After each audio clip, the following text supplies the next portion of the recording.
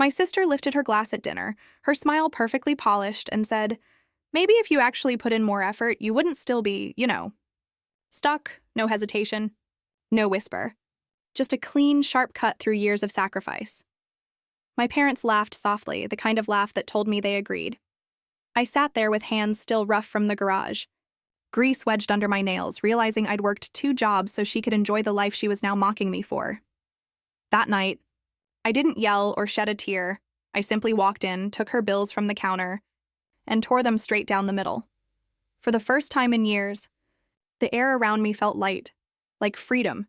Before I explain what came next, let me ask you something.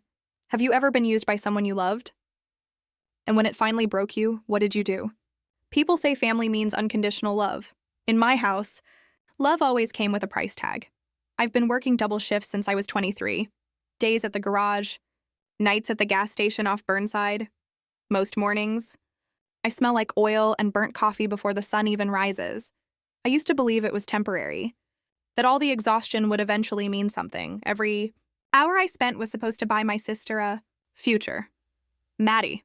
She was the golden one, the one everyone bragged about. When she got accepted into college, my family celebrated as if she'd cured cancer. Mom called me that night, crying tears of pride. "We're so proud of her," she said. "You'll help her, won't you?" It wasn't really a question. It never was.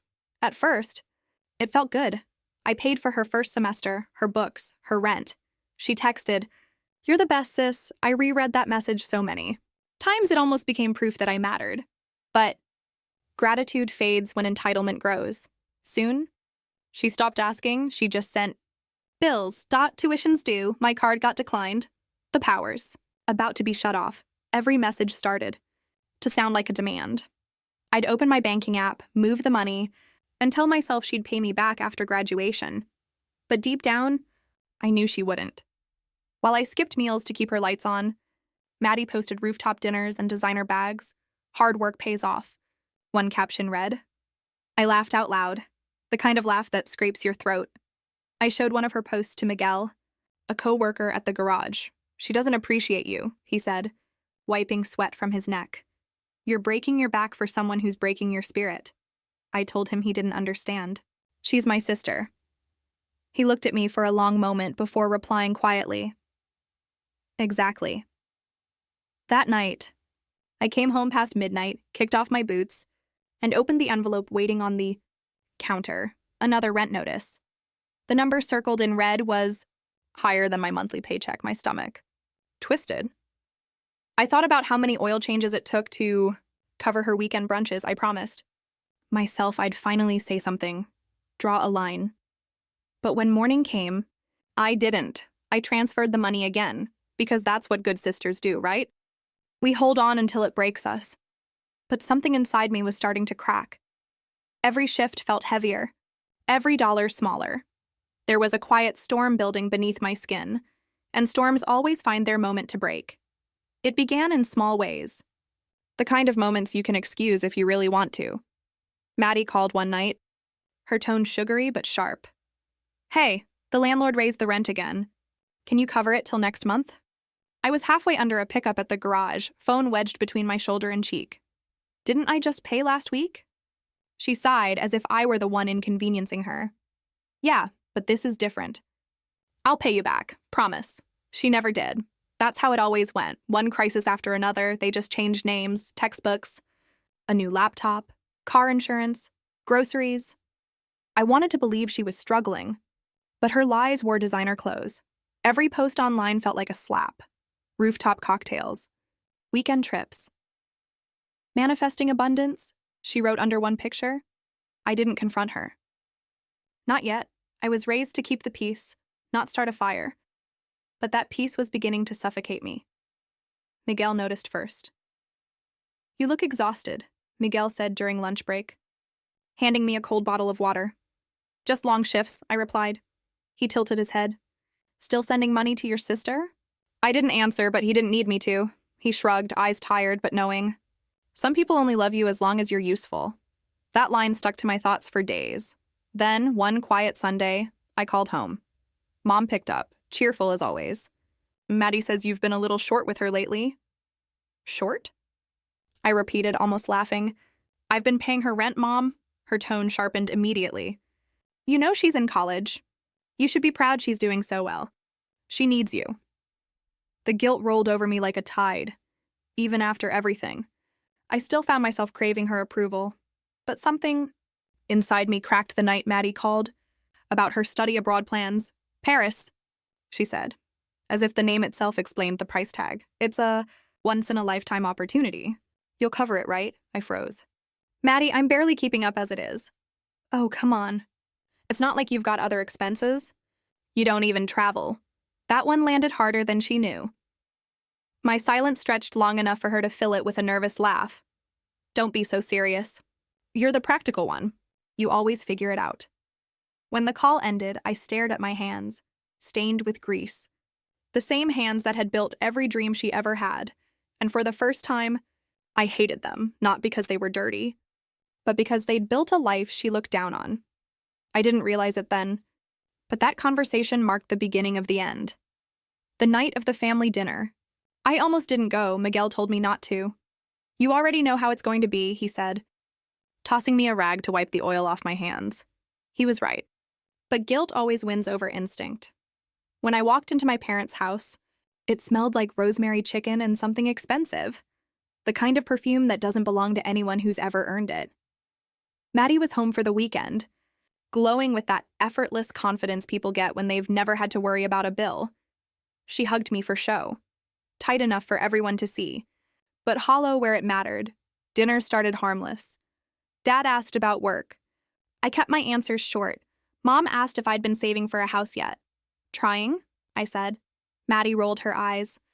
You've been saying that for years. Then she turned her phone around, showing our parents pictures from her trip with friends.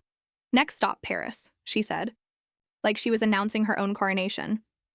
Mom clapped her hands together. Our little traveler. You'll help her, won't you, Helen? The words fell heavy, more command than request. I swallowed hard. Maybe it's time Maddie got a job. That's when she looked right at me and smiled. The kind of smile that slices without leaving a mark. Maybe if you worked harder, you wouldn't still be, stuck. The table went silent. Forks hovered midair. Dad shifted in his chair, uncomfortable. Mom stared down at her plate. No one said a word. I looked at my sister, really looked at her, and saw not the girl I'd raised and protected, but a woman who'd built her confidence out of my exhaustion. I forced a laugh, but it cracked halfway through. You're right, Maddie, I said quietly. I am stuck, but not for much longer. I finished my drink, stood up, and placed my napkin neatly on the table. Dinner's on me tonight, I said. It's the last thing I'll ever pay for. Mom gasped softly. Maddie frowned. Confused I didn't explain. On the drive home, the moment replayed in my head, every sound, every glance. The silence had said enough. Their comfort mattered more than my dignity. When I stepped into my apartment, the weight of everything finally hit me. Years of double shifts, sleepless nights, and quiet resentment pressed down at once. The kitchen counter was buried beneath a pile of unopened envelopes. Rent, tuition, utilities, physical proof of my servitude. I picked them up one by one, tore each straight down the middle, and let the pieces drift to the floor. The sound was sharp, final, freeing. For the first time in years, I didn't feel guilty, I just felt done. 3 days passed before the first call came. I was at the garage, elbow deep in an old Chevy's engine when my phone buzzed in my back pocket. Maddie, I let it ring. Then came the messages. At first polite, then desperate. Maddie. Hey, I think the rent didn't go through. Maddie. Did you forget to send it? Maddie. Helen, this isn't funny. By the time my shift ended, 12 missed calls glowed on my screen. I didn't return a single one. That evening, I sat on the couch, feet aching, city lights seeping through the blinds. When my phone lit up again, I finally answered, not because I owed her a response, but because I wanted to hear her reaction when she realized what I'd done. Her voice cracked with anger. Why didn't you pay the rent? Because it's not my rent, I said flatly. What? You can't just, Helen, I'll get kicked out. I leaned back, eyes fixed on the ceiling. Then you'd better start learning how to pack. She gasped, like I'd struck her. You're being cruel. No, I said evenly. I'm just finished. And the line went dead. The next morning, Mom called, her tone sharp enough to cut. What's going on between you and your sister? Nothing, I said. That's the point.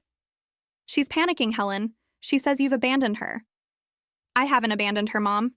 I've just stopped funding her life. You're being heartless. She's family. Family doesn't mean being someone's unpaid servant, I replied. For a moment, there was silence. Then I heard Dad mutter in the background, we always knew she'd turn selfish. I hung up before the words could sink in. By week's end, Maddie's desperation had turned theatrical.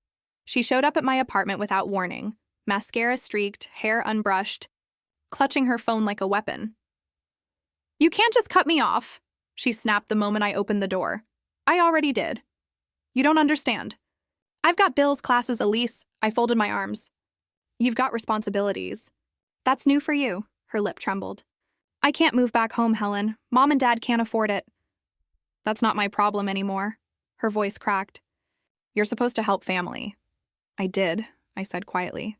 For years. You just never noticed. We stood there, neither of us moving. The silence heavy enough to bruise. I could see pride and panic warring in her eyes.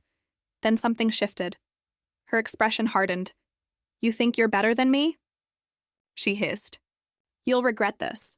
Maybe, I said, closing the door. But at least I'll sleep tonight. That night, the messages started again, and only this time, they weren't sent to me. Maddie had taken it public. Her social feeds flooded with cryptic posts. Sometimes the people closest to you turn out to be the coldest. Betrayal hurts most when it's family. Mutual friends began reaching out, some curious, others sympathetic. A few sent screenshots of her new GoFundMe page titled, Blindsided by Betrayal, Trying to Get Back on My Feet. I laughed so hard I nearly cried. But the laughter faded when Aunt Teresa called. Helen, what's all this online about you cutting Maddie off? Everyone's talking. Let them, I said. I've got nothing to hide. Teresa hesitated, then sighed. You know, people are starting to see through her act. Just hold your ground. And I did.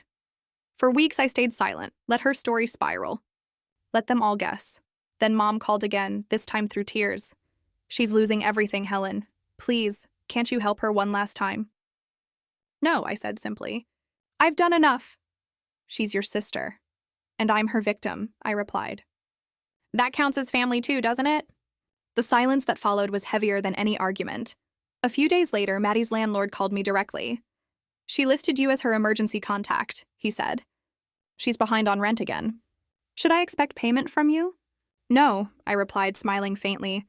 You should expect it from her.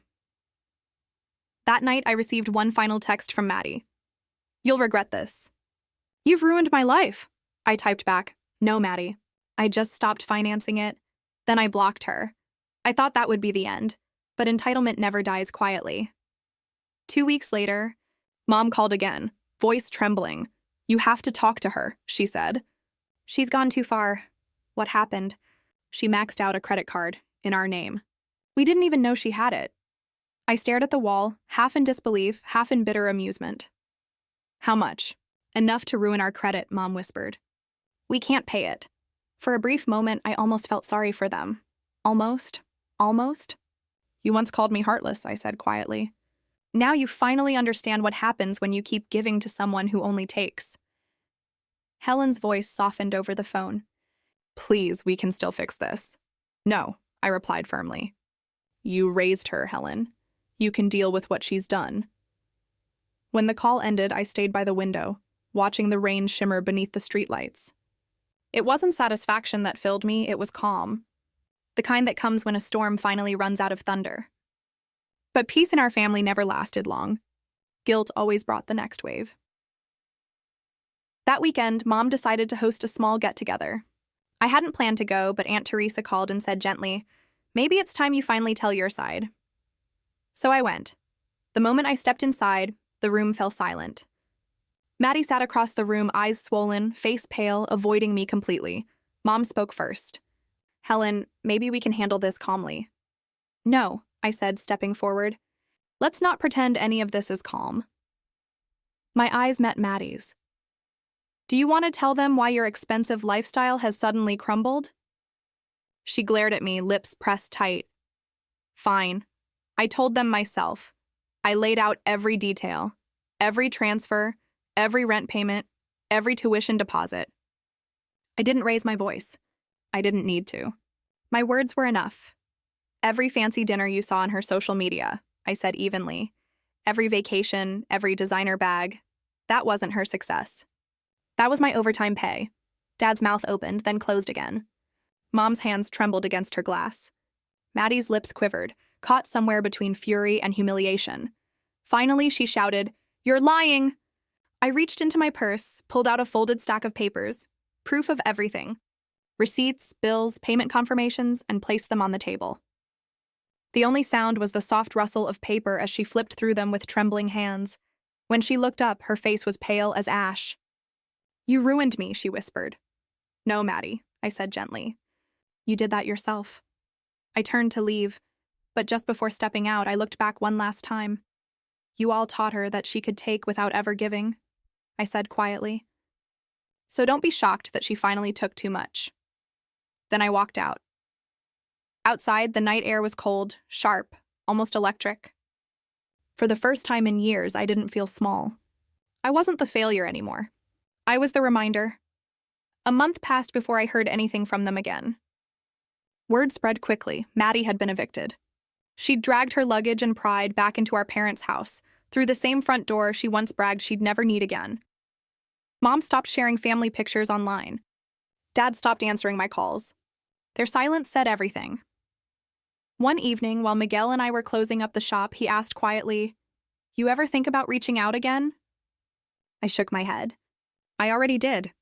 They just never listened. Later that night, I sat by my window and stared at my hands. Still rough, still marked with work, but steady now. For the first time, they were building something for me. Maddie could spin lies, Mom could play the guilt card, Dad could look away. None of it mattered anymore. The weight I'd carried for years was finally gone. I didn't win some grand battle. I just walked away from one I never should have been fighting. For so long, I believed family meant endless sacrifice. But I've learned that real family means responsibility, especially to yourself. Some people will call you selfish the moment you stop letting them drain you. Let them. Peace speaks louder than their guilt ever will. I spent years confusing pain for love, believing that giving until it hurt was proof of loyalty. It wasn't. Boundaries were. My sister still blames me for her downfall. My parents still whisper that I've changed. Maybe I have. Because this time I chose myself. If you've ever been the one holding everything together while they took you for granted, I see you. Tell me, when was the moment you finally let go? And if this story feels familiar, stay a while. There's more to tell.